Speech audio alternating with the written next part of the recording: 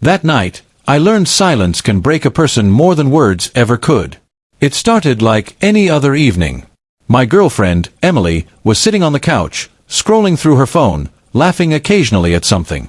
I was cooking dinner, her favorite, creamy pasta, because she'd had a long day. We'd been together for almost 4 years. She was my safe place. Or at least, I thought she was.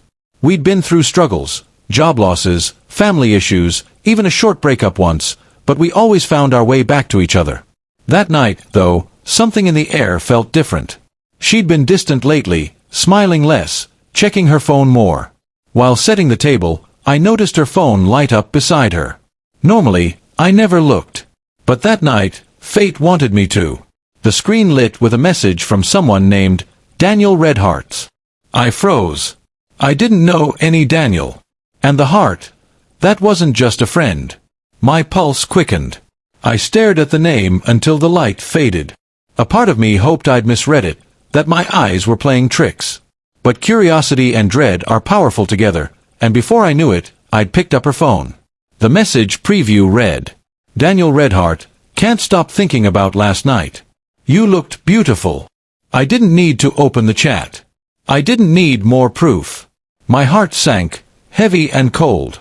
I put her phone back exactly where it was and stood there, feeling everything, betrayal, confusion, heartbreak, all at once. Emily looked up from the couch. Babe, you okay? I forced a smile. Yeah, just tired. Dinner was quiet. She kept talking about her day, about work, about how she was exhausted from meetings. I listened, every word cutting a little deeper. She had no idea I knew. After dinner, she went to take a shower. I sat there, staring at the plate she'd barely touched. I wanted to scream. I wanted to ask why. But something inside me stopped. Because I realized something painfully clear, if she could sit across from me and lie so easily, then she'd already left me a long time ago. When she came out, smiling, towel around her hair, she asked softly, You're so quiet tonight. What's wrong? I just looked at her, really looked. And for the first time, I didn't see the woman I loved. I saw someone who'd already chosen someone else. I smiled faintly. Nothing's wrong. Just thinking. She shrugged and kissed my cheek. Don't overthink. You always do that. That line, you always do that, it stung. Because she was right. I always gave her the benefit of the doubt, always blamed myself when things felt off. But not this time.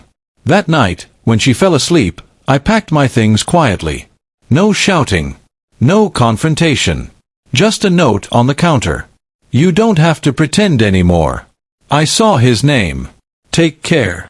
I left the apartment without looking back. The next morning, my phone exploded with messages. Emily, what is this, some kind of joke? Emily, Alex, stop being dramatic. Emily, are you seriously leaving over a misunderstanding? But the last one broke me. Emily, you're just pretending to be hurt to get attention. Pretending. She thought my heartbreak was an act. She didn't even try to explain. Didn't say, it's not what you think. Just tried to turn it around, like I was the one making it worse. That told me everything I needed to know. 4 days, I ignored her calls. Then, one afternoon, I ran into Mia, Emily's coworker and friend. She looked uneasy when she saw me. Alex, can we talk? We sat down at a cafe, and she hesitated before speaking. You deserve to know the truth, she said. Emily and Daniel. It's been going on for a few months. Everyone at work knew. She said she was going to tell you after the holidays. My chest tightened. After the holidays? Like betrayal has a calendar date. Mia looked down. I'm sorry. She kept saying she still loved you, that she didn't mean for it to go this far. I nodded, emotionless. She made her choice. And that was that. Weeks passed. Emily kept trying, showing up at my door, sending long messages about how she made a mistake, how she thought I didn't love her anymore. But I'd already learned something important. Love without honesty isn't love at all. It's comfort. It's convenience. Months later, I heard Daniel had moved to another city. Apparently, he'd been seeing someone else the whole time. Emily ended up alone. She reached out one last time, saying, "I lost the only person who ever truly loved me." I didn't reply. Because sometimes, silence is the loudest answer. You don't always need to prove you were hurt.